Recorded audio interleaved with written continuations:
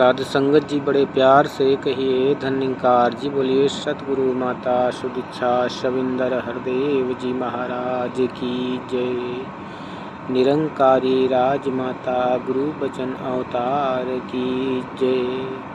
सत्संगत जी channel को subscribe कर लीजिएगा। सत्संगत जी आप सभी संतों महापुरुषों के चरणों में दास एक विचार रखेगा, आसाब जी परवान करिएगा।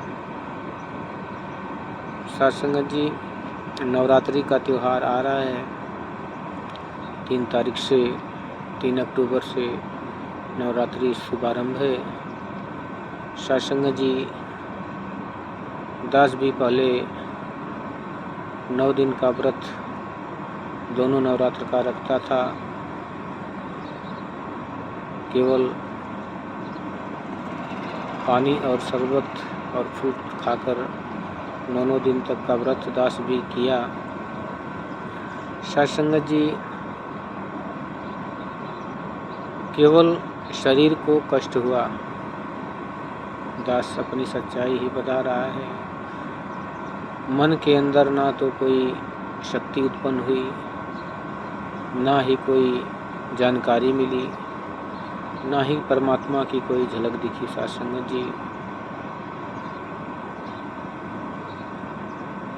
और क्योंकि हमें इस ज्ञान का अर्थ ही समझ में नहीं आ रहा था,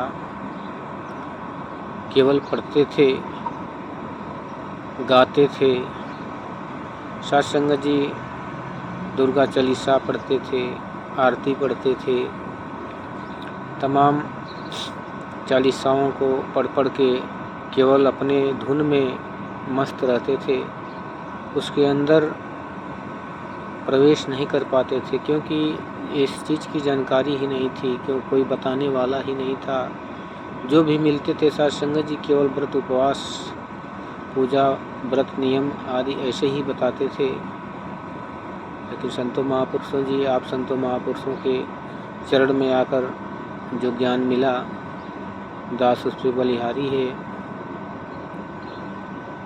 अभी वही पंक्ति समझ में आने लगी दुर्गा चालीसा के कि पहले ही पंक्ति में लिखा है कि नमो नमो अम्बे सुख करनी, नमो नमो अम्बे दुखहरणी, निराकार है ज्योति तुम्हारी, तीनों लोग फैली उजियाली। सत्संगत जी इसमें भी दुर्गा जी के अवतार का जो वर्णन है वो किसी शरीर रूप में नहीं है। सत्संगत जी ये भी निराकार रूप में ही वर्णित है। किसी कवि ने बड़े सुंदर ढंग से लिखा है।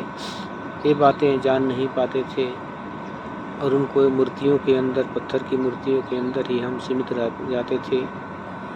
और ये जानकारी कम से कम 10-12 साल तक चलती रही।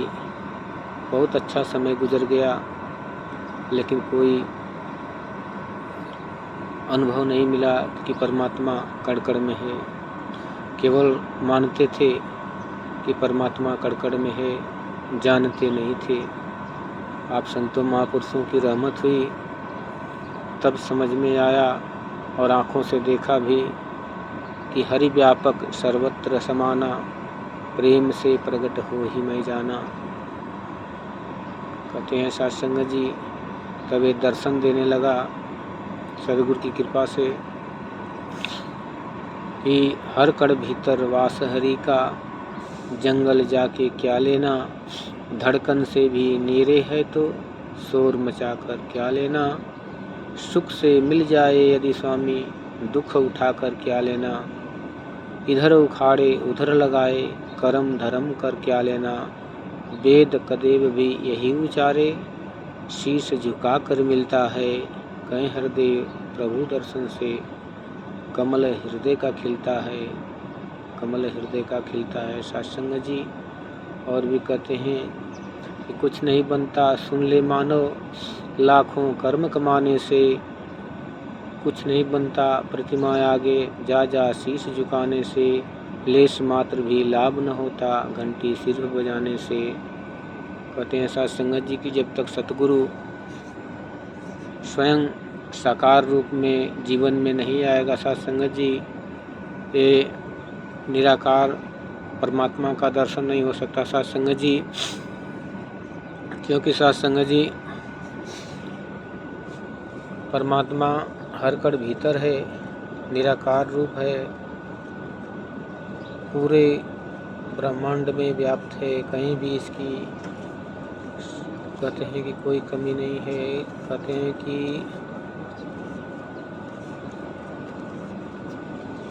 परमात्मा का इतना सुई धरने की भी ठौर नहीं है साध संगत जी। हर जगह परमात्मा विराजमान है। ये तब समझ में आता है जब सतगुरु की कृपा होती है, बख्शीश होती है, ब्रह्म ज्ञान की दात मिलती है साध संगत जी। बिना ब्रह्म ज्ञान के वेद पुराण भी केवल पढ़ने की बात है। कहते हैं कि पढ़े लिखे क्या होत है, जब हरि से हुई न भेंट, अब पछताए होत का, जब चिड़िया चुग गई खेत।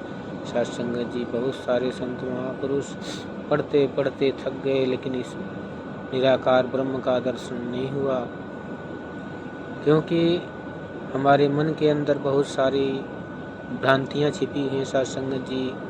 पहली भ्रांति है कि हमें ये मन के अंदर गांठ बैठ गई है कि परमात्मा देखा नहीं जा सकता।